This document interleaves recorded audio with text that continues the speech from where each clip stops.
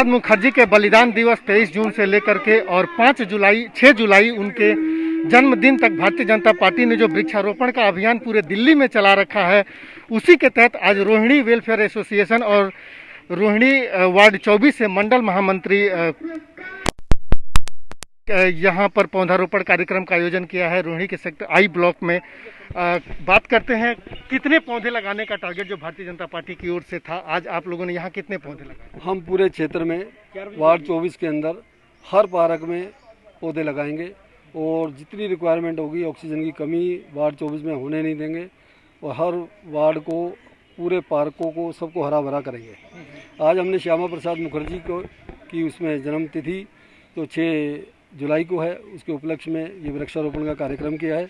श्यामा प्रसाद मुखर्जी जो भारतीय जनता पार्टी के जनसंघ के प्रमुख नेता थे, उन्होंने कश्मीर का मुद्दा उठाया। कश्मीर में उन्होंने कहा, जब वो कश्मीर गए तो उन्होंने कहा कि एक देश, एक राष्ट्र, एक ही झंडा उसमें होना चाहिए। उन्होंने वहाँ देखा कि कश्मीर में अलग संविधान था, 2 तरह के झंडे लगते थे, 2 तरह के संविधान थे।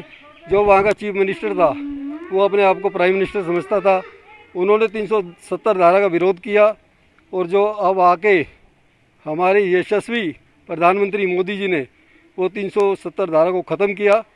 हम मोदी जी का बहुत तहे दिल से स्वागत करते हैं, मगर ये उठाया हुआ बीड़ा डॉक्टर श्यामा प्रसाद मुखर्जी का था।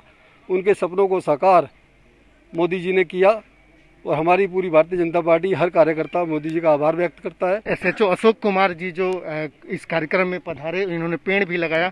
अशोक जी, कितना समझते हैं जन भागीदारी को लेकर के, विशेष करके जब आप जैसे लोगों का आह्वान करते हैं तो वृक्षारोपण में जन भागीदारी की कितनी अहम भूमिका मानते हैं आप? वृक्षारोपण में जन भागीदारी की सबसे महत्वपूर्ण भूमिका है, क्योंकि अगर पेड़ लगाने के बाद उसकी कोई देखभाल ना हो तो उसका कोई मतलब नहीं है, वो एक तरह से अबेंडेंट होके सूख जाता है।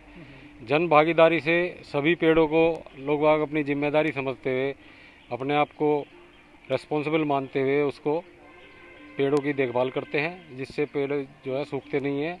और जैसे नवीन गर्ग जी ने बताया कि ऑक्सीजन की कमी को देखते हुए जो पिछले कोरोना काल में ये ऑक्सीजन की भारी कमी हुई है और हम लोगों को ऑक्सीजन कंसनट्रेटर और ऑक्सीजन सिलेंडर की ज़रूरत पड़ी है, तो अगर हम पेड़ इसी तरह से वृक्षारोपण का कार्यक्रम चलाएंगे तो ऑक्सीजन की कमी हमको लोगों को नहीं होगी। एक तो अपनी अपनी जिम्मेवारी ली है, एरिया में ऑक्सीजन की कमी ना रहे, क्योंकि पिछली बार ऑक्सीजन की कमी से काफ़ी लोगों का हमने घाटा उठाना पड़ा और इसी वजह से हमने एक भावना से चले हैं, हर पार्क में ऑक्सीजन प्लांट हम लोगों को लगाने की पूरी उम्मीद और उनकी सेवा भी, क्योंकि एक एक बंदे को एक एक जिम्मेवारी देंगे, इसलिए वो पेड़ बच भी पाएंगे, नहीं तो नहीं बचेंगे। हर पॉकेट से 10-10, 20-20 आदमियों की जिम्मेवारी लगा देंगे। अपने अपने पेड़ों को बहुत ध्यान से रखना है और ये ऑक्सीजन प्लांट इसलिए लगवाए हैं, हमें अगली बार ऑक्सीजन सिलेंडर की जरूरत ना पड़े। ये पेड़ जल ही जीवन है, देखो जल के बिना कुछ भी नहीं है, और पेड़ भी हमें ऑक्सीजन और जितना हमारा पोल्यूशन है वातावरण को भी शुद्ध करता है।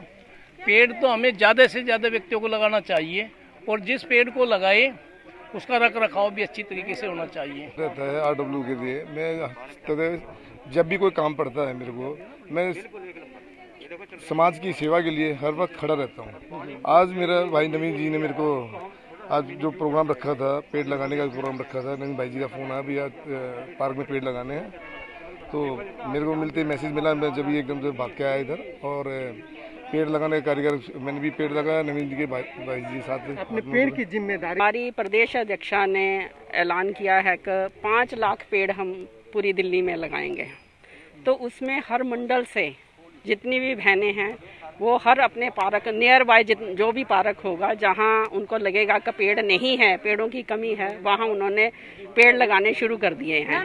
ये भी कार्यक्रम जो आज नवीन जी ने रखा है, इसमें महिलाओं की भी भागीदारी पूरी है। डेली 21 तारीख के बाद 6 तारीख तक ये कार्यक्रम लगातार हर मंडल में ये कार्यक्रम हो रहा है, मोर्चे स्तर पे भी और मंडल स्तर पे भी। आज जो कार्यक्रम है, नवीन जी जो हमारे मंडल के महामंत्री हैं, इन्होंने कार्यक्रम रखा है, लेकिन इन्होंने मोर्चे की भी भागीदारी इसमें करवाई है। इसलिए मैं नवीन जी का तहे दिल से धन्यवाद करती हूँ कि उन्होंने अपनी भागीदारी इसमें मोर्चे की करवाई।